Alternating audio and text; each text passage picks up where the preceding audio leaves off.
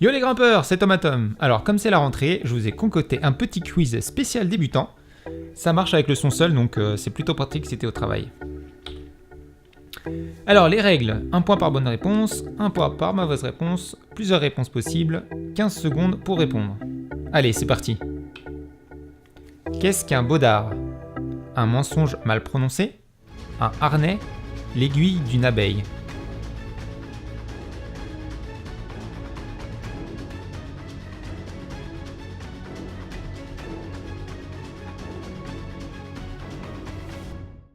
Donc un baudard, c'est la contraction de baudrier. À l'origine, un baudrier est une sorte de fourreau, c'est la ceinture ou l'écharpe pour porter une épée. Et c'est le terme officiel des textes réglementaires en matière de sécurité. Que veut dire sécher? Ne pas aller au cours d'escalade, prendre tout le mot de la corde, bloquer la descente avec son système d'assurage.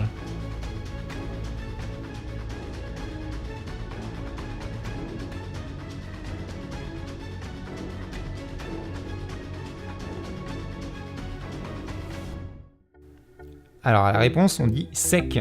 Donc sec en escalade, c'est pour prendre tout le mou de la corde. Donc en fait, on va empêcher le grimpeur de tomber, on fait sec sur la corde. Donc en fait, on avale. En anglais, ils disent take in. Prends-moi sec. Voilà. Que veut dire lover une corde? L'accrocher au mur, l'enrouler, lui donner beaucoup d'amour.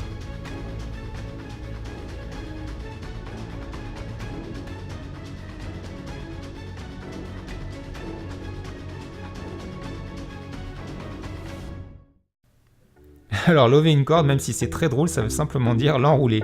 C'est une manière simplement de l'enrouler pour pouvoir l'entreposer. Que signifie prendre un plomb?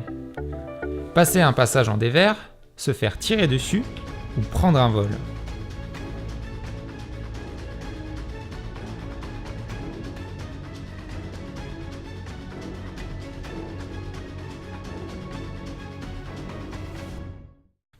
Eh bien, se prendre un plomb, c'est prendre un vol.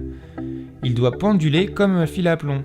Voilà, c'est pour ça qu'à la fin, quand on est tombé, on est attaché par le niveau de la dégaine et voilà, on ressemble à un fil à plomb.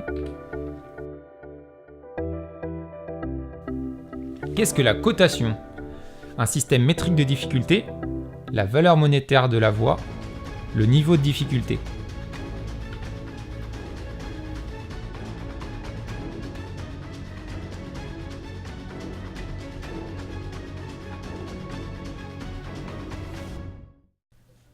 Alors c'est bien sûr le niveau de difficulté. Il faut savoir que les cotations diffèrent selon les pays, les régions, voire les disciplines. La cotation se décompose avec un chiffre allant de 3 à 9 pour l'escalade, puis d'une lettre A, B ou C, décomposant le niveau du chiffre. Par exemple 5A, 5B, 5C, puis 6A. À ceci s'ajoute une annotation, plus, c'est pour dire qu'il y a une difficulté supplémentaire dans la voie. Par exemple 5C+, ou 5 sup. Mais c'est juste pour dire en fait que c'est pas vraiment un 6A. C'est très subjectif et ça dépend de l'ouvreur.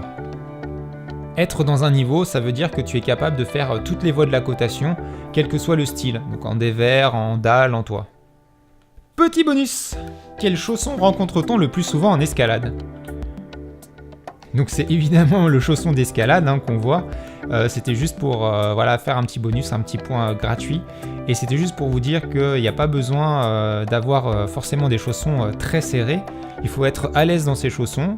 Et pour prendre du plaisir à grimper. Et finalement, le chausson d'escalade, ça ressemble fortement à un chausson de danse dans la position du pied. On est très très sur la pointe. C'était pour la blague. Qu'est-ce qu'une dégaine? Être mal fringué pour grimper, un anneau de sangle reliant 2 attaches, le tube de caoutchouc permettant de protéger le mousqueton.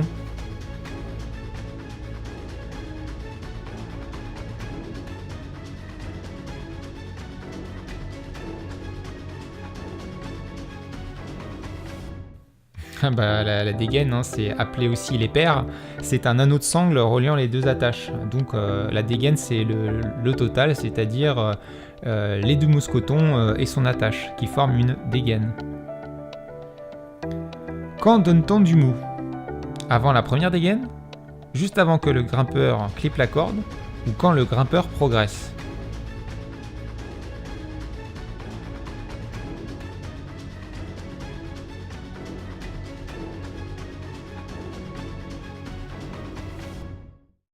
Et bien en fait, on donne du mou dans tous ces cas-là.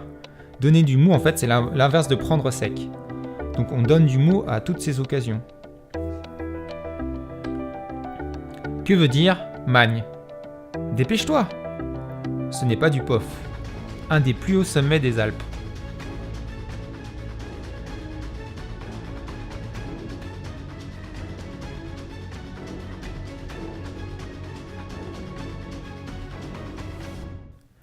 Et ben la magne, c'est pas du POF. La magne ou magnésie, c'est de l'oxyde de carbone de magnésium. Alors que le POF, c'est naturel, c'est de la résine de pin.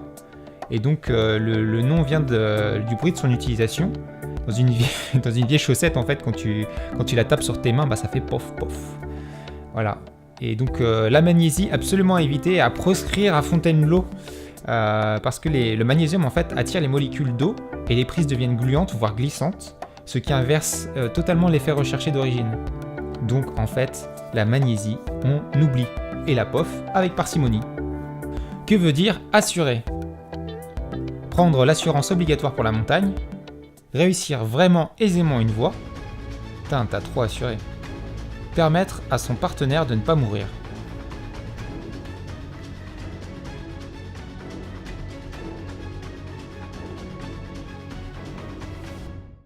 Alors c'est évidemment permettre à son partenaire de ne pas mourir. Il existe de nombreux systèmes d'assurage traditionnels comme le 8 ou les plaquettes modernes. Donc voilà, il y a une petite image pour vous montrer un petit peu tous les styles de plaquettes, de systèmes d'assurage qui existent. Petit bonus, quel animal peut-on rencontrer en escalade? Le chimpanzé, la vache, le coq ou le bélier?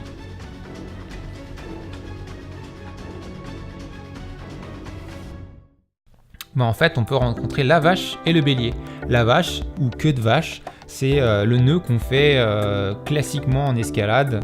Voilà, au bout de sa vache, justement, qui est une longe, qui permet au niveau du relais donc, de s'accrocher avec un mousqueton en sécurité.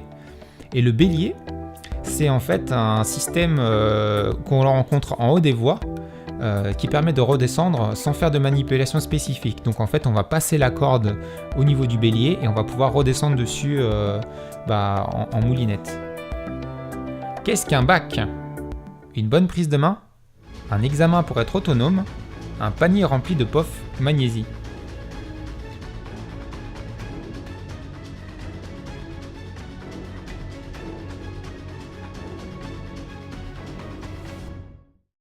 Et ben un bac, c'est une prise franche de main où on peut tirer dessus à mort comme un malade et il s'oppose au fait aux toutes petites prises qui s'appellent les gratons qu'on a du mal à prendre. Donc un bac, c'est vraiment une méga prise qu'on peut prendre super facilement et vraiment tirer comme un bourrin.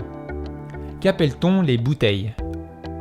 Un bon grimpeur est un grimpeur qui s'hydrate.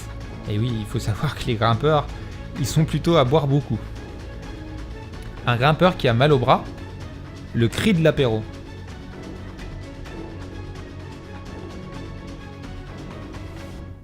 En fait, les bouteilles, c'est quand tu as un grimpeur qui a mal au bras, c'est-à-dire qu'après l'exercice physique, après beaucoup d'efforts, les muscles gonflent et ou tétanisent. Et en fait, les avant-bras ont la forme d'une bouteille, voilà, tout simplement. Qu'est-ce que la dalle? Avoir vraiment très faim, avoir une inclinaison positive, c'est-à-dire supérieure à 90 degrés, ou avoir une inclinaison négative, c'est-à-dire inférieure à 90 degrés.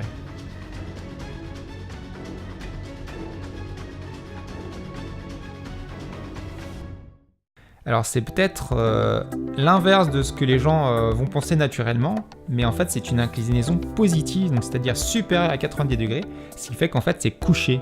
Donc la dalle souvent c'est des petits pieds très fins, parce qu'il y a une adhérence assez précaire, on n'ose pas trop. Mais voilà, c'est un style particulier et il faut faire attention au niveau de l'assurage ou même de grimper parce que souvent si on loupe une prise, on peut tomber et se râper, totalement différent d'un dévers où quand on fait un vol, on est complètement dans les airs. Que veut dire patiner? glissant usé, est très à l'aise au point de croire glisser sur la paroi, c'est une prise en forme de patte d'animal.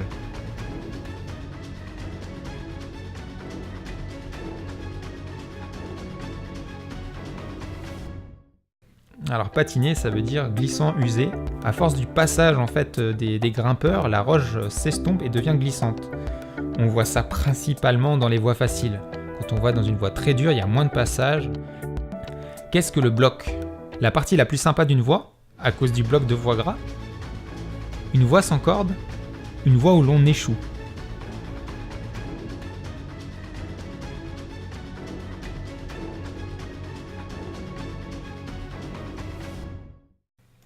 Alors le bloc, c'est la discipline en vogue. Elle est ludique et peut être rapidement très sportive. Elle ne demande aucune connaissance particulière dans les manipulations de cordes ou de l'assureur. Je la conseille fortement pour l'initiation. Bon, par contre, c'est vrai, c'est plutôt en salle privée. Mais sinon, il y a Fontainebleau.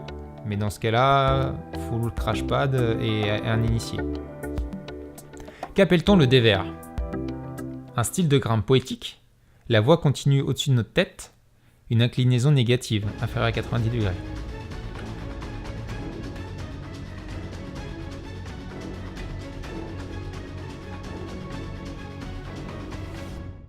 Donc si vous avez bien suivi tout à l'heure, le dévers c'est l'inverse de la dalle.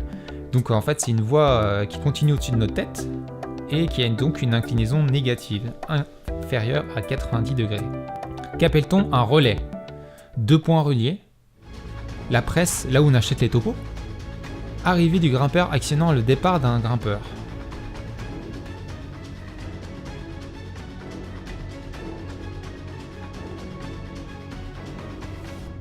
En fait, un relais, ce sont 2 points reliés, qu'ils soient reliés chaînés ou qu'ils soient reliés via les manipulations de cordes. Et aussi, c'est l'arrivée du grimpeur actionnant le départ de l'autre grimpeur. C'est d'où le nom de relais. C'est-à-dire, c'est comme si on passait le bâton. Maintenant, c'est à toi de prendre le relais et de continuer. Allez, question bonus. Donne-moi les noms de ces nœuds si tu les connais. Alors, je te donne un demi-point par bonne réponse. Pas de point négatif. Vas-y, tu peux y aller.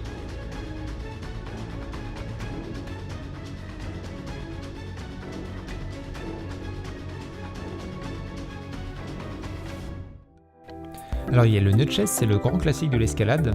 Il a l'avantage de ne pas se souquer, donc de ne pas se bloquer en cas de chute. Par contre, il est difficile à vérifier et il faut toujours lui faire un nœud d'arrêt. Il y a le nœud de 8, c'est le nœud conseillé et le plus répandu. On voit immédiatement s'il est bien fait ou non. Il y a le prussique ou mâchard, ce sont des nœuds autobloquants. Ils permettent la remontée sur corde ou bien de sécuriser une descente en rappel. Pour bloquer, le diamètre de la corde doit être inférieur à celui de la corde principale. Le cabestan, alors ça c'est un nœud autobloquant qui est réglable. Il permet entre autres de servir de vache ou de réaliser un relais en grande voie, avec un minimum de matériel. Donc ce qui est cool, c'est qu'il est réglable. Et le nœud de pêcheur ou double pêcheur, il permet de relier la corde en anneau pour faire un mâchard par exemple. Et il y a le nœud de vache, c'est le nœud qu'on utilise en général pour faire la longe, pour s'arrimer ou se vacher. Alors juste pour info, voici les noms en anglais. Alors ne te moque pas de mon accent. Le blind knot, le figure-eight bend, le prussique, le clove hitch, le fisherman knot et le overhand knot. Voilà, désolé pour l'accent. Qu'est-ce qu'une colo? C'est quand on part à plus de 5 grimpeurs, une structure particulière du rocher, une abréviation pour parler des grimpeurs un peu trop alcoolos.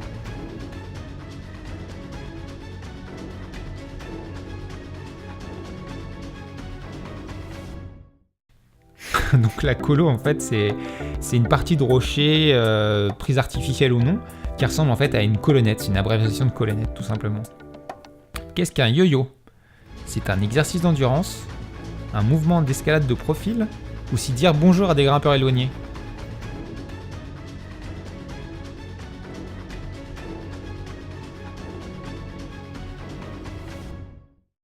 En fait, le yo-yo c'est un exercice d'endurance. L'objectif est de réaliser des allers-retours en clippant à chaque fois une dégaine, puis en redescendant entièrement la voie, sans toucher le sol, et en regrimpant jusqu'à la dégaine d'après, en la clippant, en redescendant. Donc voilà, ça te permet de faire n fois la voie, et ce qu'on appelle un yo-yo intégral, c'est de faire la même chose quand tu es arrivé au relais, de redescendre, et en déclippant. Voilà. Et aussi ce qu'on appelle parfois le yo-yo, c'est une erreur de clippage courante qui consiste à prendre le brin de la corde du dessous, du dernier point, au lieu de clipper la partie du nœud. Qu'est-ce qu'on appelle la quenne? Le gras du grimpeur qui s'est arrêté depuis trop longtemps, une sorte de moule, voie d'une seule longueur. C'est quand ton cou couine à force de regarder ton grimpeur.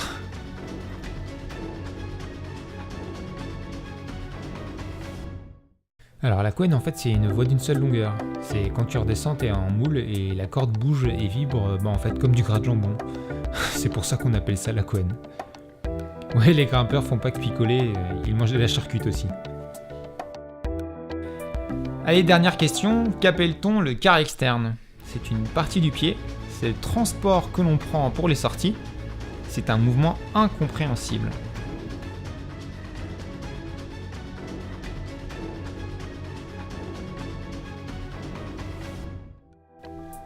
Le quart externe, c'est en fait le flanc externe du pied qui s'oppose au quart interne ou qui est une partie différente de la pointe et du talon. Et c'est la partie en jaune sur la photo. Le quiz de la rentrée est maintenant terminé. N'hésite pas à me laisser un petit commentaire si ça t'a plu et abonne-toi si tu veux recevoir de nouvelles vidéos de la chaîne. A bientôt!